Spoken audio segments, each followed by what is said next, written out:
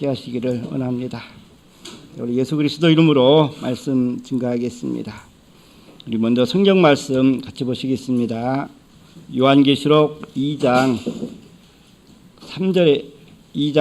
10절에 있는 말씀입니다. 요한계시록 2장 10절입니다.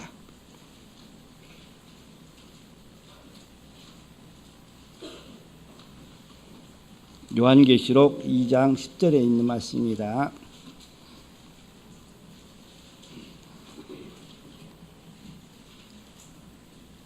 찾으셨으면 같이 봉독하시겠습니다. 내가 장차 받을 고난을 두려워 말라.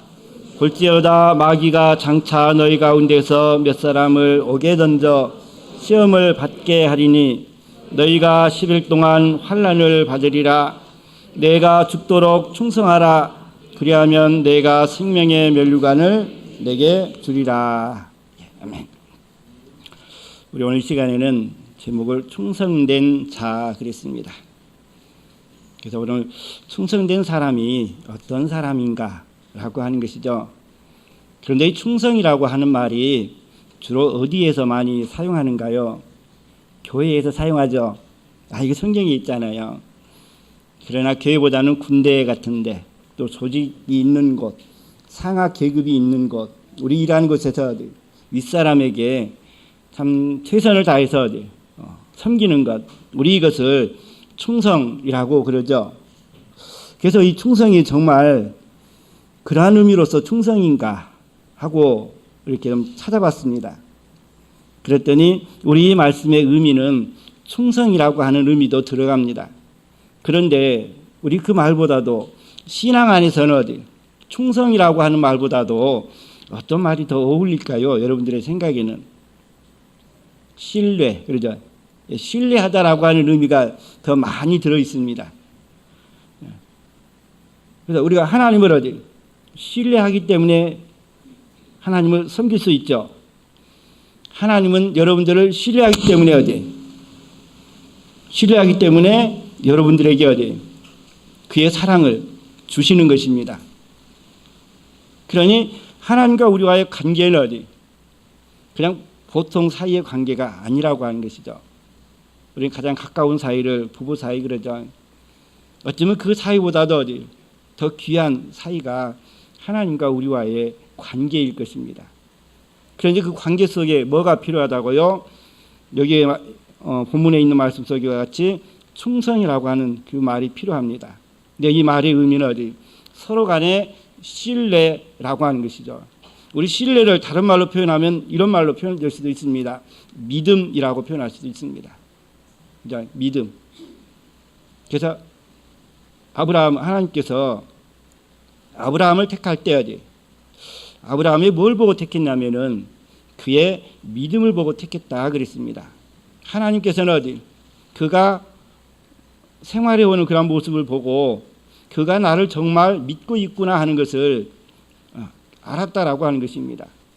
그래서 그는 여러 상황 속에서 하나님께서 그에게 도움을 주면서 어려움을 당하지 않게도 해주셨지만은 하나님께서 그에게 시험을 줄 때 우리 인간이 또 사람이 행할 수 있는 가장 어려운 시험이 어떤 시험일까요? 자기의 자녀를 제사 드리는 것이죠. 물론 이방 우상을 섬기는 사람들은 자기 자녀를 우상에게 주는 것을 제물로 드리는 것을 좋게 여겼습니다. 가장 위대한 것으로 여겼다라고 하는 것이다. 지금 이슬람교에서도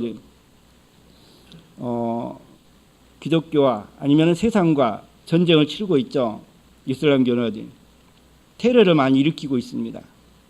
그러면서 그 상대방들을 많이 파괴하고 죽이고 자살하는 그것을 이렇게 여기죠. 희생한다라고 여깁니다. 그래서 우리 이슬람교에서는 자살 폭탄 테러를 행하고도 그것이 자기들의 신께 헌신한 자기 자신을 드리는 것, 헌신하는 것이라고 하는 것이죠. 근데 하나님은 이것을 좋게 여기실까요? 좋게 여기시지 않죠. 하나님의 자녀들을 이렇게 제단에 물론 주님의 일을 하기 위해서 헌신하게 하는 것은 당연히 필요한 일이지만은 사람을 죽여서까지 드리는 것은 원치 않습니다. 그런데 하나님은 아브라함을 시험하기 위해서 이삭을 제단에 바치라고 그랬죠. 그런데 아브라함은 어떻게 했어요? 하나님 어찌 귀하게 준 이 아들을 또 어찌 하나님께서 사람을 제물로 바치라고 그럽니까 하고 따질 수도 있는 것 같아요. 그런데 아브라함은 따졌어요, 안 따졌어요? 묻지도 따지지도 않고 무엇이기 때문에? 하나님의 명령이기 때문에. 하나님께서 그에게 행하라고 지시하셨기 때문에 아브라함은 그대로 순종했다라고 하는 것이죠. 이 아들도 아버지의 하는 행동이 좀 의심스러웠습니다. 뭔가 맞지 않는 그런 행동을 해요. 분명히 제사를 드리러 가는데 제물은 가지고 가지 않아요. 불과 나무는 가져가는데 제물은 가지고 가지 않아요. 그래서 아버지에게 물었습니다. 아버지, 하나님 앞에 제사를 드리려면은 제물이 필요한데, 양이나 비둘기나 우리 일하는 것이 필요한데 왜 제물은 없는데 불과 나무를 가지고 갑니까? 그랬죠. 그 말을 들은 아버지의 마음은 어땠을까요? 참 마음이 괴로웠을 것입니다. 그런데 우리 신약에 있는 히브리서에 있는 말씀을 보니까요, 이해가 갑니다.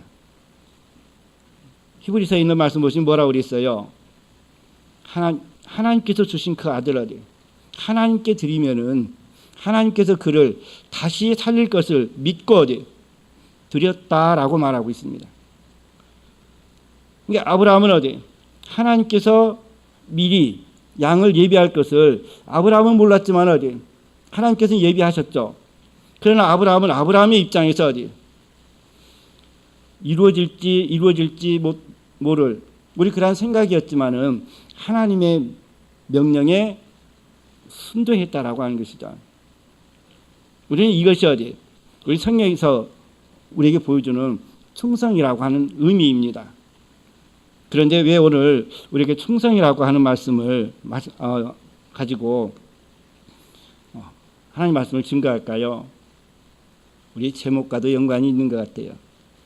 그렇죠. 내가 충성된 하나님 앞에 신뢰할 만한 믿을 만한 그러한 삶을 사는 사람이 바로 어떠한 사람이라고요? 그러한 자를 통해서 하나님은 우리에게 그의 뜻을 보여줄 수 있기 때문에 그렇습니다.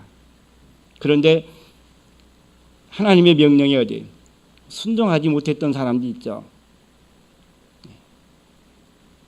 자기의 삶의 생각이 이것은 아닌데 라고 생각하면서 자기의 마음대로 행하는 사람이 있었습니다. 우리는 그 사람이 누구냐면은 오늘 약간의 부주인공으로 나온 우리 사울이라고 하는 것이죠. 우리는 사울이 엊그저께 김천교회에서 이 사울 왕에 대해서 사울을 왕으로 세운 그 일을 가지고 이렇게 사울을 바라보니까 사울을 왕으로 세울 때까지만 해도 그는 참 좋은 모습만 보여줬습니다. 부모님 말씀에 순종하는 사람이었거든요.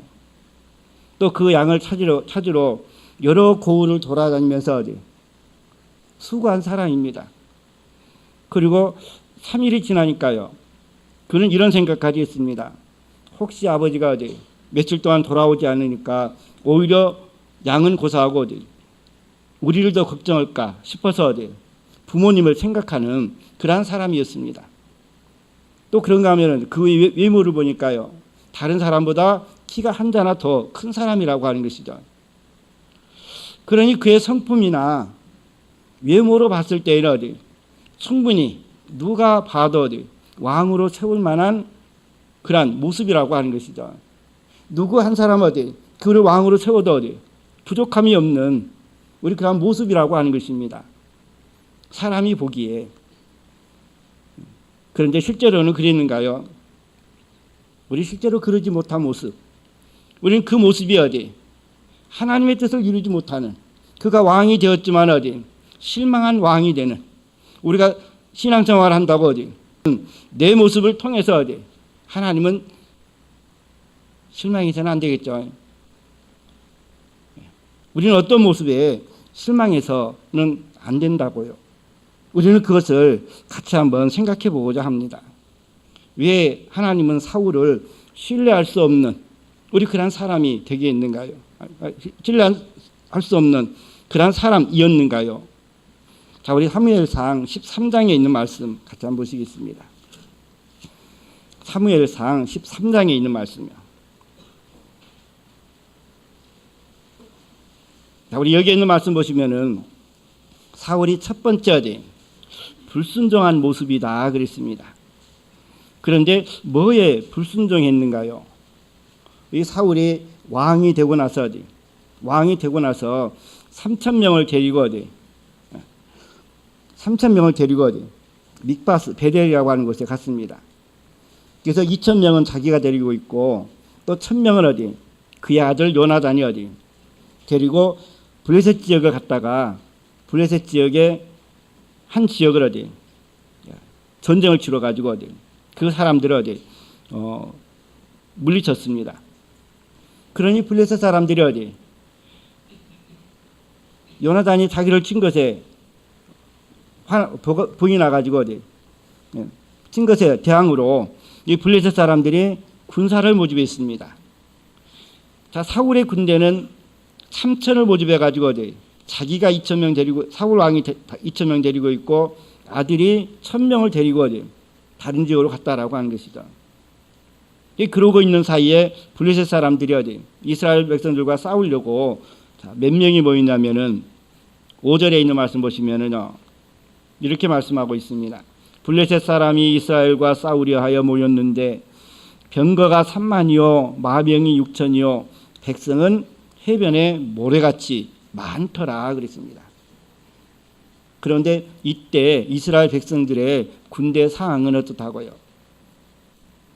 사울 왕이 군사들 2,000명을 데리고 있었지만은 칼을 든 사람은요 딱 2사람입니다. 전쟁을 치르는데 전쟁 무기에 칼을 든 사람이 딱 2명이에요. 요나단과 사울 왕. 그럼 나머지 2,000명은 뭘 들었을까요? 한번 상상해 보면 그럴 것 같아요.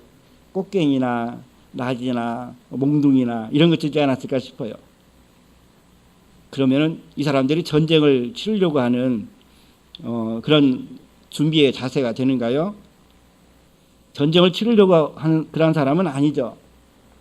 그런데 블레셋 군대가 지금 얼마나 모였어요? 병거가 3만이라 그랬습니다. 말을 탄 사람이 6천이라 그랬습니다. 그의 백성은 어디? 해변에 모래같이 많았다 그랬습니다. 2,000명이 그 상황을 보고 어떻게 했다고요? 나살려라 하고 어디? 많이 도망가 버렸습니다. 600명밖에 남지 않았다라고 하는 것이죠. 2,000명 중에 1,400명은 도망가 버리고 600명밖에 남지 않았습니다. 그러니 누구의 마음이 지금 쪼그라들어요? 사울 왕의 마음이. 그런데 이 사울 왕에게는 사무엘이라고 하는 선지자가 옆에 든든히 버텨주고 있다라고 하는 것이죠. 사무엘 선지자만 거기에 있었으면 또 사무엘 선지자가 여기 온다고 그랬는데 빨리 왔으면 어디 두려운 마음이 없었을 텐데 사무엘 선지자는 우리 8절에 보니까 그러네요. 온다고 하는 그 시간이 됐는데도 어디 오지를 않고 있다라고 하는 것입니다. 분명히 일주일에 여기서 만나자라고 했는데 오지를 않고 있어요. 그러니 이 사울이 자 어떻게 했다고요? 9절에 있는 말씀 보니까 그랬습니다. 사울이 번제와 화목제물을 이리로 가져오라 하여 번제를 드렸다 그랬습니다. 10절에 보니까 번제를 드리기를 필하자 사무엘이 온지라 사울이 나가 맞으며 무난하네 그랬습니다. 자, 우리 여기 보니까 사울이 번제와 화목제를 드렸다 그랬습니다. 우리는 성경을 그냥 쭉 읽어나가면은요, 사울 왕이 번제와 화목제를 드리는 것이 무슨 상관이 있느냐라고 말할 수 있습니다. 그런데 우리 당시에는 하나님 앞에 제사를 드릴 수 있는 사람은 누구밖에 없다고요? 12지파 가운데 레위인들만이 성막에서 제사를 드릴 수 있었고, 또 제사장들이 제사를 드릴 수 있었다라고 하는 것입니다. 그런데 사울은 레위 지파가 아닙니다. 베냐민 지파였거든요. 하나님 앞에 번제를 가져다가 제사를 드릴 수 있는 그러한 권한이 없다라고 하는 것이죠. 그런데 그래서 이 사무엘을 기다린 것입니다. 그런데 기간이 돼도 오지 않으니까 제사를 드렸다라고 하는 것이죠. 왜 번제와 화목제를 드려요? 번제와 화목제를 드리면은 하나님이 우리를 도울 것이다라고 생각했기 때문에 그렇습니다. 왜 제사장들을 통해서 제사를 드리는 우리 그 제사 위에 항상 하나님께서 함께 하셨거든요. 하나님이 역사해 주셨다라고 하는 것입니다. 그렇기 때문에 이 제사를 통해서 이 전쟁하는 우리에게도 하나님께서 함께 해주시기를 바라는 것이죠. 그런데 사무엘이 와가지고 사울에게 책망합니다. 책망해요. 왜 책망한다고요? 사무엘이 해야 할 일을 사울이 대신했기 때문에 그렇습니다. 그런데 우리 이것이 제사를 드리는 것은 11절에 보니까 하나님의 은혜를 간구하는 것인데, 사울이 드리는 그 일은요, 13절에 있는 말씀 보니까 이렇게 말씀하고 있죠. 13절 한번 보세요. 사무엘이 사울에게 이르되 왕이 망령되이 행하였도다. 왕의 하나님 여호와께서 왕에게 명하신 명령을 지키지 아니하였도다. 그리하였다면 여호와께서 이스라엘 위에 왕의 나라를 영영히 세우셨을 것이오늘 그랬습니다. 자, 사무엘이 사울에게 뭐라고 말씀해요? 그 행동이, 사울이 제사를 드리는 것이 어떠한 행위라고요? 망령된 행위라 그랬습니다. 우리는 주의해야 돼. 우리 이런 분들 가끔 계시죠. 노망 들었다고 하시는 분이 계시죠. 왜 노망을 들었다 그래요? 괜히 사람이 해야 할 그 행동이 아니라 다른 행동을 하기 때문에 그러죠. 이전의 모습이 아니라 다른 모습을 보이기 때문에 정상적인 모습이 아니기 때문에 우리 그렇게 하죠. 바로 여기에 이 말이 그런 의미입니다. 망령되이 행했다라고 하는 것은 마치 노인이 노망을 들어서 자기의 본분으로 의식을 가지고 행동하는 것이 아니라 어리석은 행동을 하는 것을 말하고 있거든요. 어리석은 행동을 했다라고 하는 것이죠. 그런데 그 어리석은 행동을 또 이렇게 말씀하고 있습니다. 하나님 여호와께서 왕에게 명하신 명령을 지키시 아니하였도다 그랬습니다. 여기에 보니까 왕에게 명하신 명령을 지키지 않았다 그랬습니다. 곧 이것은 하나님이 왕에게 뭘 허락하지 않았다고요? 말씀은 지키되어야 돼요. 제사는 허락하지 않았다라고 하는 것입니다. 그래서 왕이 해야 할 일은 하나님의 말씀에 정말 순종하고 따르면 그의 나라가 영원했을 것입니다. 만약 이 사울이 어려움이 닥쳐온다 할지라도 사울을 끝까지 기다렸다면 아마 그는 사무엘이 와가지고 블레셋 사람들이 많다 할지라도 그것에 두려워하지 않고 담대히 나가서 싸울 수 있었을 것입니다. 그런데 망령된 행위를 했다라고 하는 것이죠. 하나님의 명령을 거역했다라고 하는 것이죠. 그래서 하나님께서는 그를 버리셨다라고 하는 것이죠. 자, 우리 두 번째, 이 사울이 불순종하는 우리 그런 모습이 15장에 있습니다. 사울 두 번째 행위는 우리 어떠한 행위인가요? 우리 제가 말씀으로만 드리겠습니다. 하나님께서는 늘 아멜렉이나 블레셋이나 우리 이란 사람들과 전쟁을 많이 치렀습니다. 그런데 한 번은 아말렉 지역이야 돼. 아말렉 사람들의 지역을 완전히 쳐서 멸하라 그랬습니다. 자, 우리 거기에는 사람만 있는 것이 아니라 많은 짐승들도 있었습니다. 그런데 사울은 어디 그곳에 군사들을 이끌고 가가지고 어디 아말렉 지역을 어디 치는데 사람들은 다 죽였습니다. 짐승들도 어디 보기에 약하고 우리 그런 짐승들 어디 다 죽였습니다. 그런데 이런 짐승은 남겼어요. 좋은 짐승들. 우리 15장 15절에 있는 말씀 한번 보시면은요. 또 사울에게 묻습니다. 지금 저 다 멸하라고 그러는데 짐승의 소리가 들리거든요. 짐승의 소리가 들리니까 저 소리가 무슨 소리냐 하고 물으니까 15절에 있는 말씀 한번 보시게요. 사울이 가로되 이것은 무리가 아말렉 사람에게서 끌어온 것인데, 무리가 어디에서 끌어온 것이라고요? 아말렉 사람에게서 끌어온 것인데, 백성이 당신의 하나님 여호와께 제사하려 하여 양과 소의 가장 좋은 것을 남기며 그 외의 것은 우리가 진멸하였나이다 그랬습니다. 우리는 이 말씀 보니까 나도 그렇게 해야겠지 하는 마음 안 드시는가요? 아말렉 사람에게 어제 짐승을 끌어왔습니다. 그런데 이것은 뭐 하기 위해서 끌어왔어요? 하나님께 제사 드리려고 끌어왔다라고 하는 것입니다. 또 우리 양과 소를 보니까 가장 좋은 것들이거든요. 건강하고 튼튼하고 하나님의 드리기에 하나님이 기뻐하실 만한 우리 그러한 것을 가지고 왔다라고 하는 것이죠. 이게 누구 생각이라고요? 사울의 생각. 하나님의 생각은 뭐라고요? 다 멸하라고 하는 것입니다. 자, 우리 사울의 행동이 옳은가요? 옳지 않은가요? 옳아요? 옳지 않아요? 그래서 하나님께서는 하나님의 말씀에 순종하지 않는 사람은 하나님께서 어떻게 하시겠다고요? 버리시겠다라고 하는 것입니다. 자, 우리 17절에 있는 말씀 한번 보시겠습니다. 17절에 있는 말씀을 보니까 이렇게 말씀이 있습니다. 사무엘이 가로되 왕이 스스로 작게 여길 그때에 이스라엘 지파의 머리가 되지 아니하셨나이까? 여호와께서 왕에게 기름을 부어 이스라엘 왕을 삼으셨나이다 그랬습니다. 언제 그를 왕으로 세웠다고요?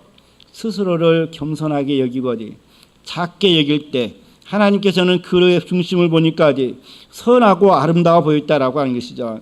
그래서 그를 왕으로 세웠다라고 하는 것입니다. 그런데 첫 번째 잘못은 뭐였다고요? 망령되이 행한 것이 뭐예요? 하나님의 명령을 준행하지 않은 것이죠. 두 번째 행위도 뭐예요?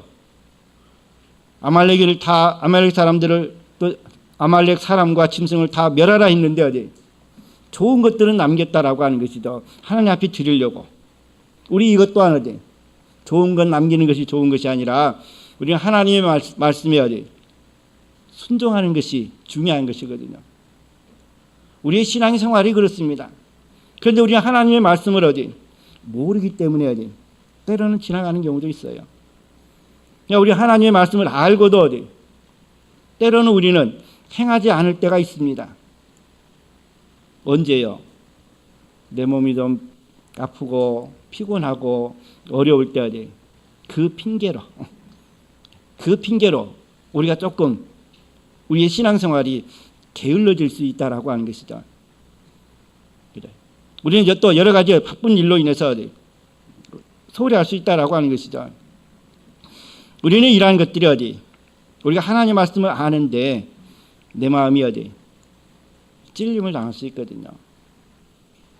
못 가는 것에 대한 미안함이 있거든요. 그런데 그 미안함이 있을 때 우리는 다음에는 더 조금 나은 모습으로 하나님 앞에 나아갈 수 있다라고 하는 것이죠. 회개함으로 인해서 내가 잘못을 알므로 인해서. 그런데 이 사울은 그러지 못하는 것을 볼 수 있습니다. 그런데 이 사울의 행동을 보고 하나님은 어떤 마음을 가지셨는가요? 우리 이런 마음을 갖다라고 성경에 말하고 있습니다. 우리 사무엘상 13장으로 다시 한번 돌아와 보시면은요. 사무엘상 13장에 다시 한번 돌아오시면은 14절에 있는 말씀 한번 같이 보시겠습니다. 14절에 있는 말씀.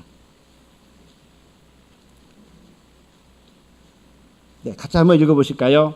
지금은 왕의 나라가 길지 못할 것이라 여호와께서 왕에게 명하신 바를 왕이 지키지 아니하셨으므로 여호와께서 그 마음에 맞는 사람을 구하여 그 백성의 지도자를 삼으셨느니라 하고 그랬습니다.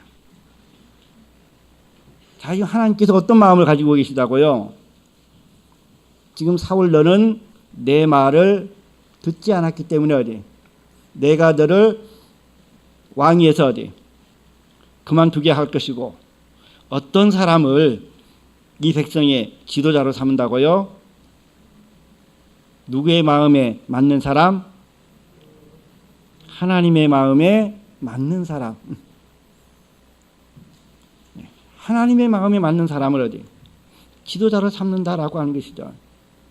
그래서 이 사울 왕의 뒤를 이어서 왕으로 세운 사람이 누구예요?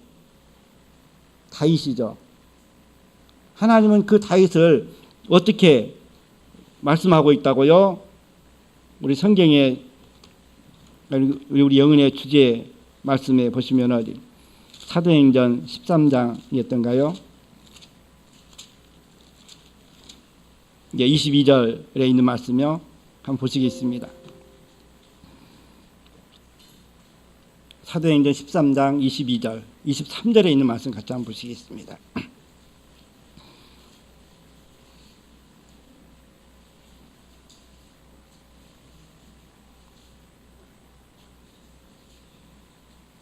네, 우리 22절 시작하는 말이 뭐라고 시작했어요? 누가 패했다고 하는 것일까요? 물론 하나님께서 사울을 어디 직접적으로 패하고 다윗을 세운 것은 아닙니다. 그러죠. 하나님께서 직접 저를 어디 심판하고 다른 사람을 여기에 세울까요? 제가 죄를 지면 어디 저로 하여금 어디 저로 하여금 아마 여기에 서지 못하게 자연스럽게 어디 다른 일을 통해서 아마 물러나게 할 것입니다. 우리 사울도 그랬습니다. 하나님께서 어디 당장에 그를 물러나게 하는 것이 아니라 전쟁에 나갔다가 죽임을 당하게 함으로 어디 왕이 필요하니까 어디 자연스럽게 누구에게 기름을 부어요? 다윗에게 기름을 부어서 어디 세웠다라고 하는 것이죠. 그래서 우리 그 사건을 표현할 때 그 표현한 것이 사울 왕은 실제로는 어디 전쟁에 나가서 죽임을 당했지만은 우리 그 역사 속에 어디 역사하시는 이가 누구라고요? 하나님이시거든요.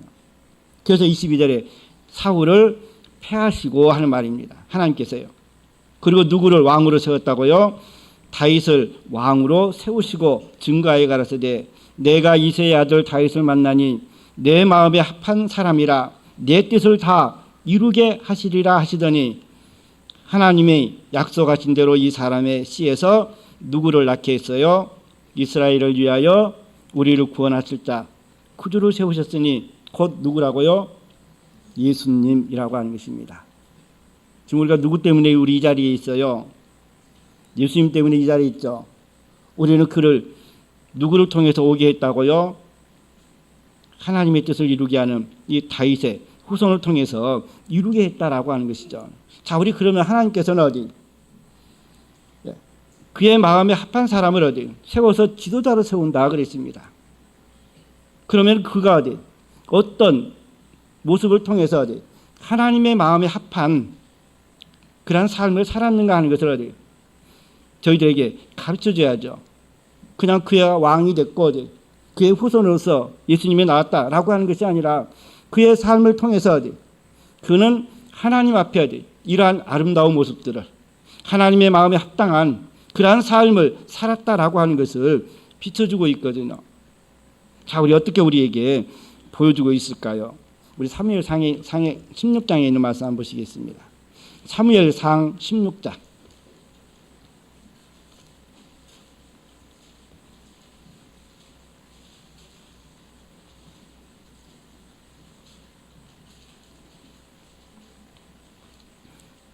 자, 우리 여기에 보시면은 이 사무엘 선지자가 이새의 집에 가가지고 어디 그 집에 아들이 7인가요? 8인가요?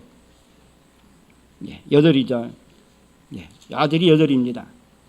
그 이세의 집에 가가지고 이렇게 이야기했습니다. 너희 집의 모든 아들들을 불러 모으라 그랬습니다.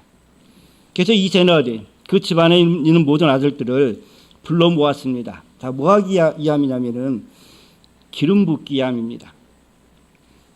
그래서 그 사무엘에게 어디 한 사람 한 사람 앞으로 오게 했습니다. 우리 그들의 모습을 우리 이렇게 성경에 말씀하고 있죠. 자, 우리 사무엘상 16장 6절에 있는 말씀 보시면은요. 다 그들이 오매 그랬습니다. 이 그들은 이새의 아들들을 말하고 있거든요. 그들이 오매 사무엘이 엘리압, 이 엘리압은 어디 큰 아들입니다.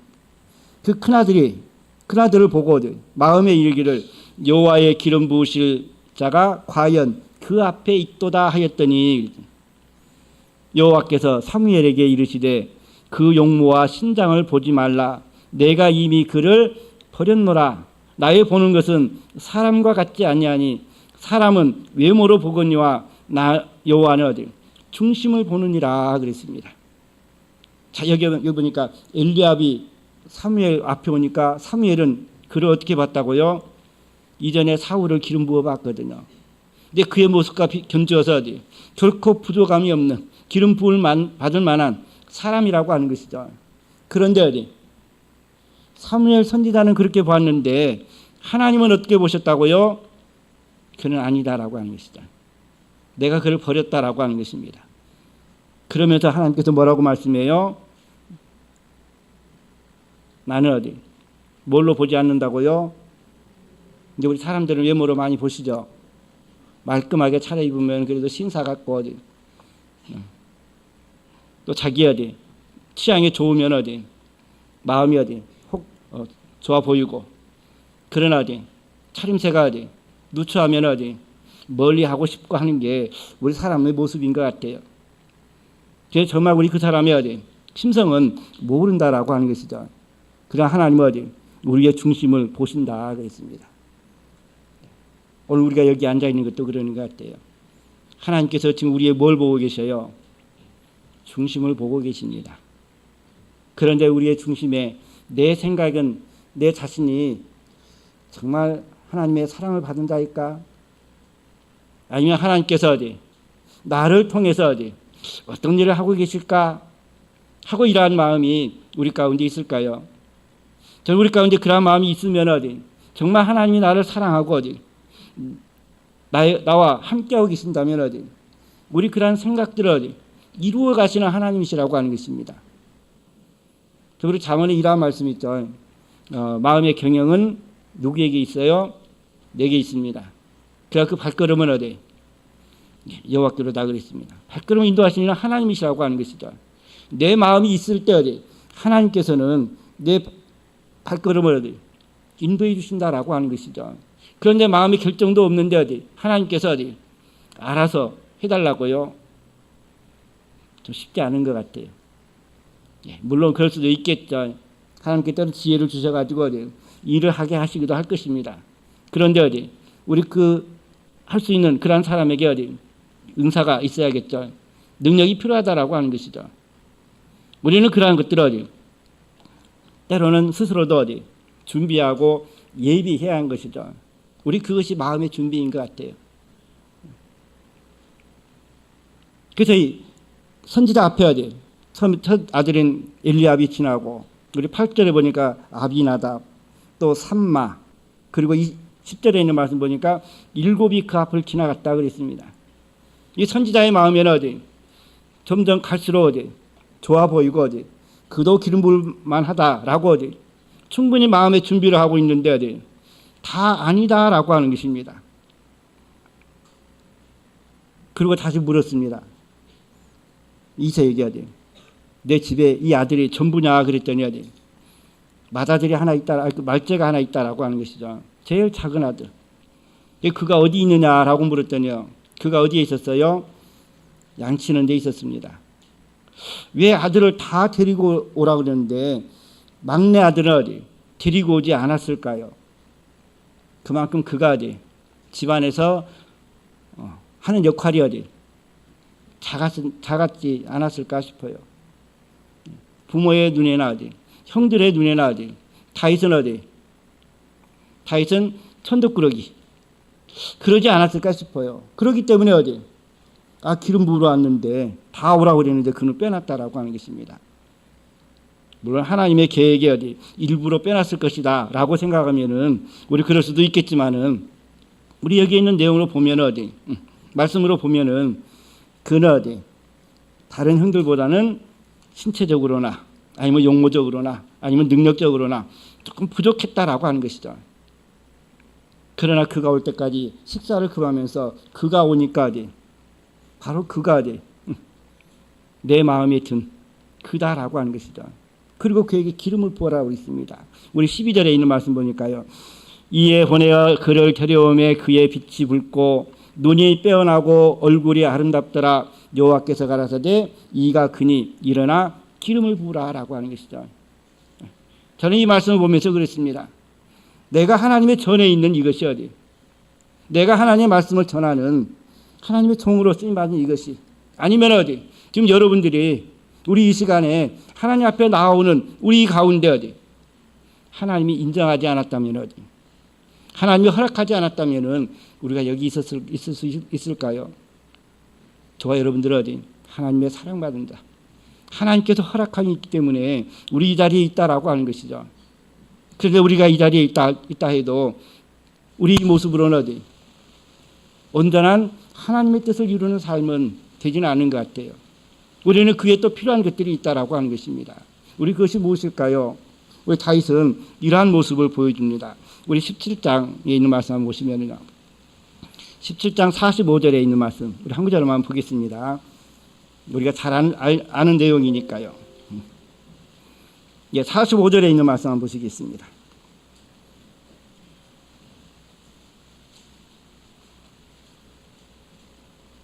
같이 한번 읽을까요? 다윗이 블레셋 사람에게 이르되 너는 칼과 창과 단창으로 내게 나오거니와 나는 만군의 여호와의 이름 곧 내가 모욕하는 이스라엘 군대의 하나님의 이름으로 내게 가노라 그랬습니다. 지금 골리앗이 서로 이스라엘 군대와 블레셋 군대가 서로 진을 치고 이렇게 맞대어 있죠. 근데 이 블레셋 군대의 장수 골리앗이 이스라엘 백성들을 모욕하는 것이라고 하는 것입니다. 나와 싸워서 이길 수 있으면 나와보라라고 하는 것이죠. 만약 너희들이 나와 싸워서 지면 너희 나라를 우리한테 달라라고 하는 것입니다. 그러면서 이스라엘을 모욕하고 있다라고 하는 것이죠. 이때 다윗은 어떻게 했다고요? 여호와의 이름, 나는 만군의 여호와의 이름, 곧 내가 모욕하는 이스라엘 군대 하나님의 이름으로 내게 가노라 그랬습니다. 이것은 무엇을 우리에게 말씀하고 있을까요? 그는 군인의 신분도 아닙니다. 아버지의 심부름으로 형들이 군대가 있는데 지금 거기에 찾아온 때이거든요. 형들도 왜 이 전쟁터에 여기 왔냐고 책망을 받은 상황입니다. 그런데 블레셋 군대와 이스라엘 군대가 대치해 있는 그 상황을 보니까 아무도 전쟁에 나가서 싸우려고 하는 사람이 없다라고 하는 것이죠. 이때 뭐 있다고요? 자기가 나가서 골리앗과 싸우겠다라고 하는 것입니다. 자, 우리 골리앗은 뭘 가지고 나왔다고 그랬어요? 칼과 창과 단창으로 나왔다고 그랬습니다. 이 다윗은 뭘 가지고 나갔는가요? 이제 물레라고 그러죠. 돌 해가지고 돌려가지고 던지는 어느 무기가 더 강한가요? 우리는 싸워봐야 알겠지만은 골리앗과 싸울 수 있는, 대항할 수 있는 그러한 무기는 아니었다라고 하는 것이죠. 그런데 그럼에도 불구하고 만군의 여호와 이름으로 그에게 나가서 그 물레를 돌렸을 때 다윗의 그 기술이 좋았을까요? 하나님께서 그 전쟁을 승리하게 했을까요? 많은 전쟁들이 그런 것 같아요. 이스라엘 백성들은 마치 놀고 먹는 우리 그런 전쟁들이 참 많았습니다. 하나님께서 천둥으로 하나님께서 그 능력으로 전쟁을 이기게 해주셨다라고 하는 것이죠. 상대를 혼란스럽게 하고 서로 죽이게 하고 그러면서 이스라엘 백성들은 싸우지도 않고 그냥 승리하는 우리 그런 전쟁들이 참 많다라고 하는 것이죠. 그러고 보면 여기에 있는 골리앗과의 싸움 또한 다윗의 힘만으로 이루어지는 것이 아니라 하나님이 그와 함께 하시는 가운데 이루어지는 역사라고 하는 것이죠. 오늘 우리의 믿음 또한 그래야 하는 것 같아요. 내 힘으로는 어디 하나님의 말씀을 이해할 수도 없는 우리 그런 가운데 있기도 합니다. 저희 장인어른이 80이 넘어가지고 신앙생활을 시작했는데 말씀에 대한 갈급함이요. 참 얼마나 강하신지 안식일날 교회를 가시면은 그 성경 구절을 다 기록해 옵니다. 거기서는 찾을 수가 없으니까요. 옆에서 찾아줘야만 보시거든요. 그러면 집에 와가지고 그것을 찾아가지고 색연필로 이렇게 칠해가면서 이렇게 읽습니다. 이러기를 수없이 반복하시더라고요. 그러면서도 어디 답답하다라고 하는 것이죠. 다른 사람들은 신앙생활을 오래 했기 때문에 익숙하거든요. 성경도 잘 찾고 또 교회에서 형제들과 적응하는 것도 그러고 참 그러는데 어디 아무것도 모르는 우리 그분이 교회로 오니까 어디 사람들은 좋은데 와서 인사도 하고 어디 또 이렇게 인간관계는 괜찮은데 성경 말씀이 어디 이해가 안 되는 부분이 많다라고 하는 것이죠. 참 답답해 하시는 가운데 이렇게 소천을 하셨지만은 우리 그분이 하시는 말이 그래요. 조금 일찍 내가 신앙생활에 있으면 더 좋았을 것을. 우리 이런 후회를 하시면서 좀 이렇게 돌아가셨거든요. 우리는 그걸 보면 어디 신앙생활 하는 것 또한 어디 우리 그분같이 늦게 오셔가지고 힘들게 하는 우리 그런 분이 또 계시는 것 같아요. 또 그런가 하면 어디 일찍 오셔가지고 어디 하나님 말씀에 익숙한 사람도 있다라고 하는 것이죠. 그러나 하나님은 어디 누구의 마음을 더 뭐랄까요? 좀 귀하게 여겨줄까요? 먼저 와서 익숙하게 신앙생활하는 우리 그 모습을 더 귀하게 여겨주실까요? 아니면은 하나님 앞에 나아오는데 어디 답답한 마음으로 그래도 신앙생활을 끝까지 이어나가겠다라고 하면서 열심히 알려고 하는 우리 그 마음을 더 귀하게 여겨주실까요? 물론 둘 다 귀합니다. 먼저 오시면 먼저 오시는 대로. 그러나 하나님은 어디 그와 같이 갈급한 마음, 저는 그 마음이 어디 더 귀하게 여겨주리라고 봐요. 그것이 하나님이 어디 우리를 사랑하는 마음이 아닌가요? 우리는 자녀들에게 그래도 내리 사랑이라고만 얘기합니다. 그런데 막내가 아니라 어디 누가 아프든 간에 어디 부모의 마음은 항상 누구에게 가요? 막내에게만 가는 게 아니더라고요. 약한 자에게 가더라고요. 하나님의 사랑이 그런 줄로 압니다. 우리 그와 같이 어디 우리 여기에서 우리에게 보여주는 것은 다윗의 모습. 어떠한 모습이에요? 여호와의 이름을 모욕하는 우리 그것을 듣고 그냥 감수하면서 어디 그래 나는 힘이 약한 게 우리는 참 수도 얼마 안 되고 교회도 자꾸 그러니까 그런 말 들어야 해 하는 이런 마음으로 받아들이는 내 모습과 그 수는 적어도 어디 지금 이 교회에 뭐가 있어요? 진리가 있잖아요. 성령이 있잖아요. 내가 하나님 앞에 어디 제사함을 받는 나의 삶이잖아요. 우리는 나 한 사람 한 사람이 어디 한 사람 한 사람이 하나님 앞에 어디 인정받은 자요 어디 하나님 앞에 우리가 당당히 나아갈 수 있는 내 모습인데 지금의 내 상태는 어디 힘없는 우리 그런 모습인가요? 아니면 어디 이 다윗과 같이 어디 당당하게 어디 내가 할 수 있는 일 찾아가지고 어디 행하면서 살아가는 저희들의 모습인가요? 우리는 돌아봐야 한다라고 하는 것이죠. 또 이 다윗이 어디 참 중요한 그의 성품 중에 하나는 저는 이러한 모습이라고 봅니다. 이 다윗이 사울로부터 어디 많이 도망을 다녔습니다. 우리 사무엘상 24장에 있는 말씀 한번 보시겠습니다. 사무엘상 24장.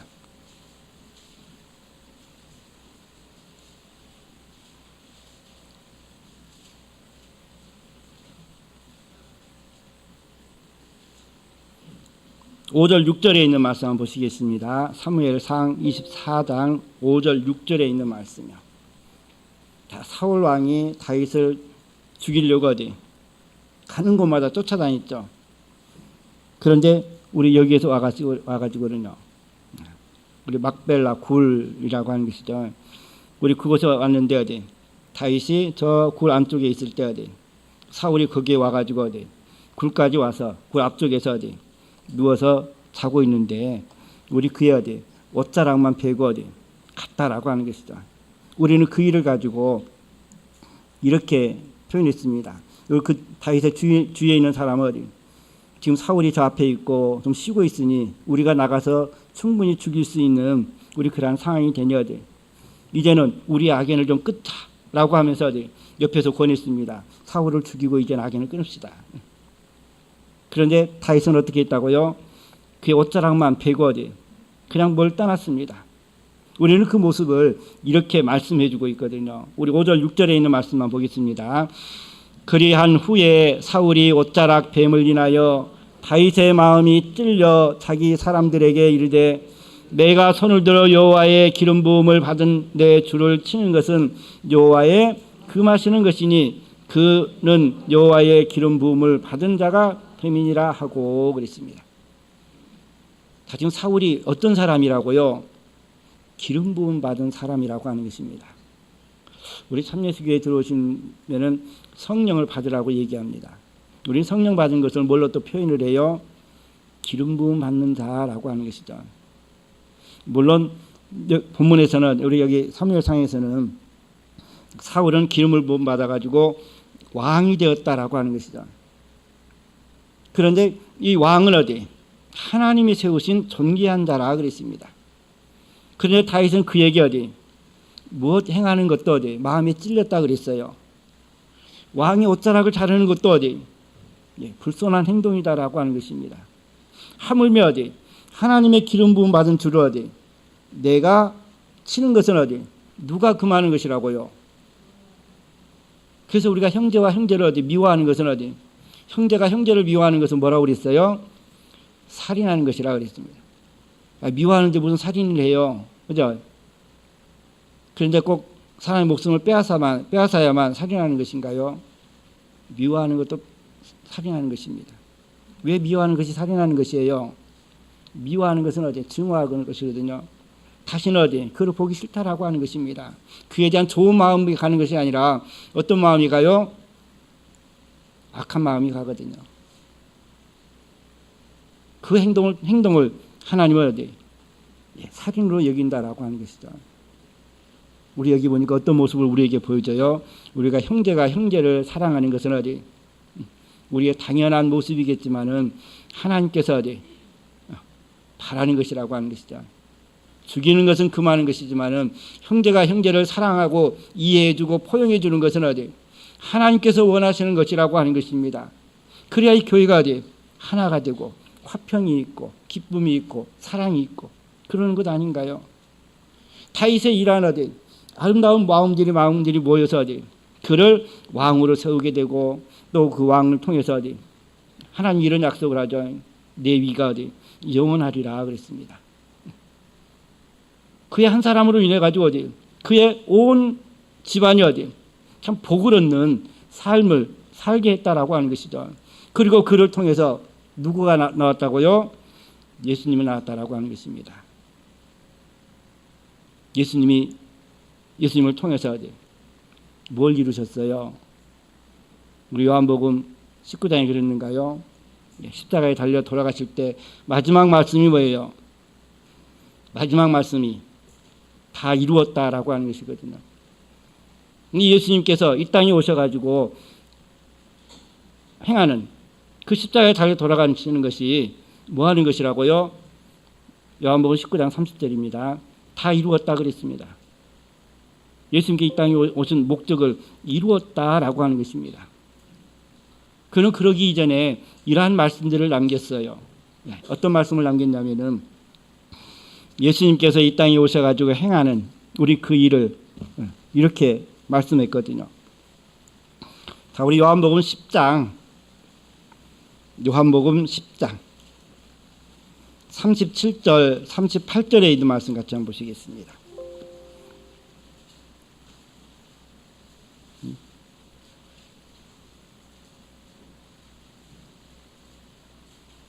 죄송합니다. 요한복음 10장 37절, 38절에 있는 말씀.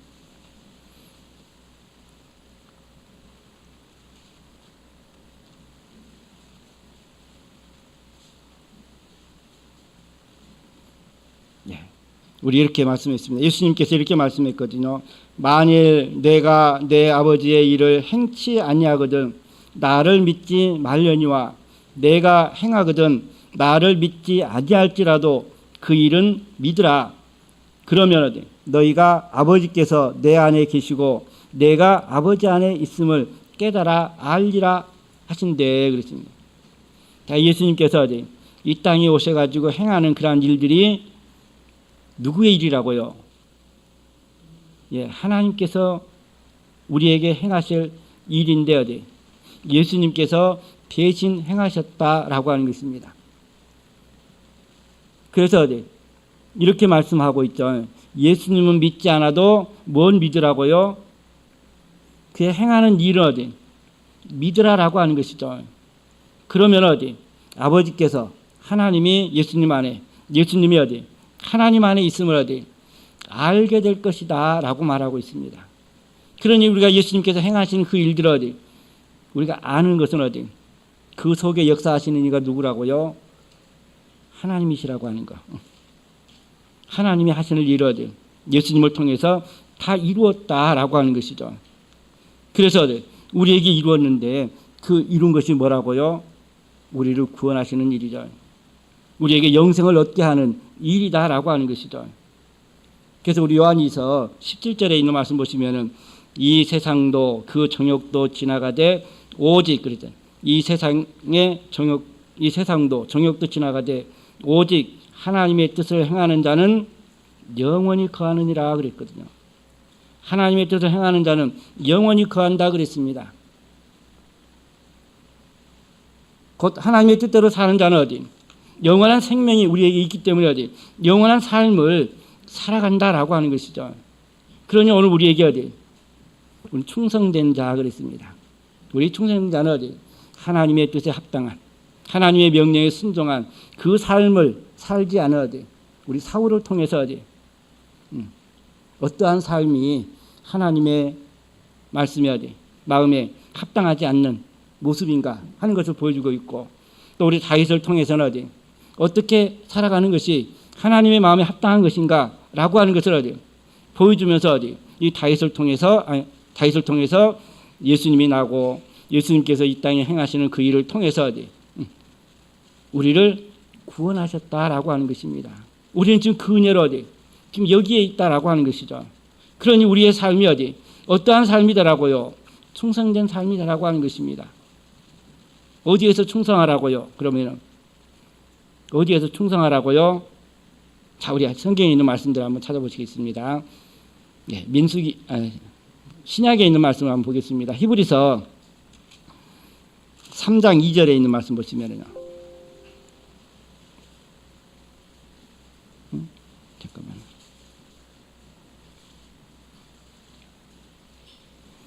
삼장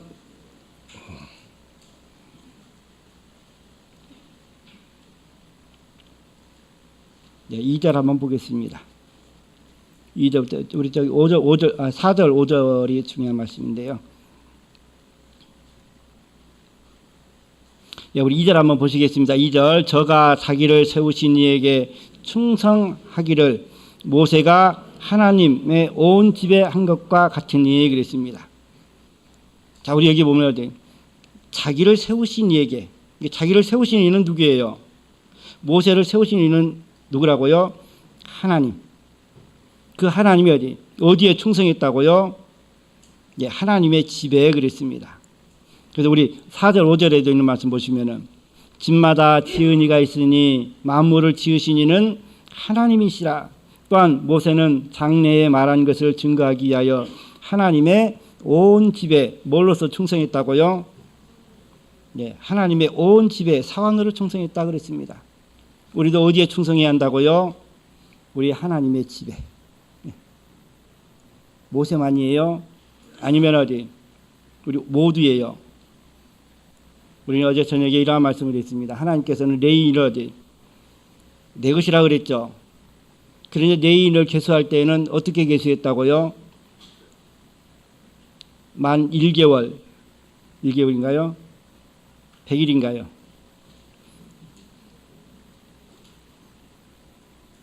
(1개월) 이상으로 어디 모든 남자들을 다 계수하라 그랬죠. 우리 거기에는 어디 모든 사람들이기 때문에 어디 어린 아이도 있을 것이고 일할 수 있는 사람도 있을 것이고 어디 노인들도 계실 것이고 저렇게 모두를 다 계수해서 어디 그들은 내 것이라 그랬습니다. 근데 그들은 뭐 하는 사람들이에요? 하나님의 일에, 하나님의 집에서 어디 하나님의 일에 충성하는 신실한 사람들이라고 하는 것입니다. 그런데 정작 일하는 사람들은 어떤 사람들이라고요? 30대에서 50대라 그랬습니다. 30에서 50대까지. 그 밑에 있는 사람들은 뭐 하라고 하는 거예요? 쉬라고 하는 것일까요? 준비하라고 하는 것이죠. 30세 될 때까지 어디 몸도 성장해야 하고 어디 또 하나님 말씀도 배워야 하고 그리고 30세가 딱 되면은 일을 하게 된다라고 하는 것이죠. 그래서 우리 교회도 그러는 것 같아요. 처음부터 어디 교회 오시면 중책을 맞출 수 없죠. 그래서 보고 배운다라고 하는 것이죠. 초보자부터요. 30세에 들어오시든 50세에 들어오시든 어디 그 초보자로서 배운다라고 하는 것이죠. 어느 정도 익숙해지면 어디 일한다라고 하는 것이죠. 그 일할 시기가 끝나면 어디 우리 일하는 사람들의 감독은 누가예요? 사실 이제 퇴임하는 우리 그런 분들이 감독해야 한다라고 하는 것이죠. 우리 젊은 사람들 보면은 어떤 분들은 그래요. 젊은 사람들 하는 것 보면은 생차네 못 믿어 그래요. 정작 그렇게만 이야기하고 충고는 안 해요. 뭘 잘못했다라고 얘기는 안 해요. 그냥 부족한 것만 보고 어디 끝나버리는 경우가 많이 있거든요. 그러나 어디 이제 일에 맡은 분들은 뭐가 잘못되었으면 조용히 불러다가 어디 우리 일한 것들은 이렇게 하면 어쩔까 하고 어디 다 조언해 주는 역할들을 해야 한다라고 하는 것이죠. 그래야 온전해질 수가 있다라고 하는 것입니다. 젊은 사람들이라고 어디 우리 책임인데 내가 해야 하는데 우리 그것으로만 하면 되는가요? 아니다라고 하는 것이죠. 연세분들 드신 분들의 그 이전에 행했던 그 지혜를 배움으로 인해서 어디 상하 관계 또 아래와의 관계 위과의 관계 어디 조화를 이루어 나갈 수 있다라고 하는 것이죠. 이것이 어디 하나님의 집에 어디 신실한 믿음을 가지고 살아간다라고 하는 것이죠. 또한 우리는 무엇에 충성하라고요? 우리 고린도전서 4장 2절에 있는 말씀 무엇에 충성해야 돼요?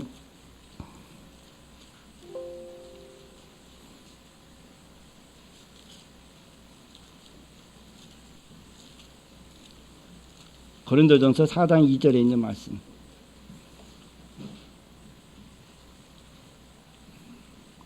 맡은 자들에게 구할 것은 뭐라고요? 맡은 자들에게 구할 것은 어디? 신실함이라고 하는 것이죠. 맡겨진 자, 책임이 있는 자들에게 어디? 구해야 할 것은 어디? 신뢰, 신용이라고 하는 것입니다. 그걸 맡겨졌으면 어디? 그것에 대해서 어디? 책임을 다해야 하는 것이죠. 우리 디모데전서 1장 12절에 있는 말씀에도 보면 어디? 직분에 어디? 그 맡기심에, 직분에 맡기심에 어디? 충성해야 한다라고 하는 것이죠. 우리는 직분을 어디? 꼭 임원이나 해야 하고 성직이나 가져야 하고 뭔가 주어져야만 우리는 책임이 있다라고 생각하거든요. 그런데 어디? 우리 그런 분들의 책임은 더 중하겠지만은 우리 모든 한 분 한 분에게도 어디? 책임이 있다라고 하는 것이죠. 우리 그래야만이 어디? 한 사람이 없을 때 어디? 다른 사람들이 어디? 그 위치를 행하는 거 아닌가요? 이어져 나가야 한다라고 하는 것이죠. 그리고 왜 해야 한다고요? 왜 우리가 충성해야 돼요? 우리 본문에 있는 말씀 다시 한번 돌아오겠습니다. 계시록 2장 10절에 있는 말씀이요. 요한계시록 2장 10절. 우리가 왜 충성해야 돼요?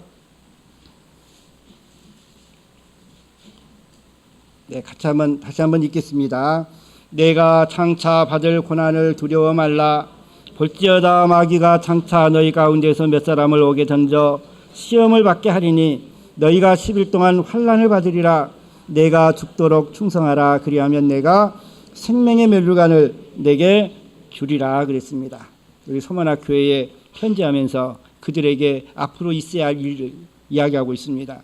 어떤 일들이 그들 앞에 놓여 있다고요? 예, 신실하기가 얼마나 어려운지 참 우리는 알 것입니다. 충성하는 것이 얼마나 어려운지 우리는 알아요. 예. 내 자신을 지키는 것, 또 내가 그 일을 해나가는 것, 또 앞에 있을 우리 그런 어려움들, 실제로 신앙의 삶 속에서도 이러한 일들이 있다라고 하는 것이죠. 그러나 끝까지 그 믿음을 지키라. 그래야면 뭐가 있다고요?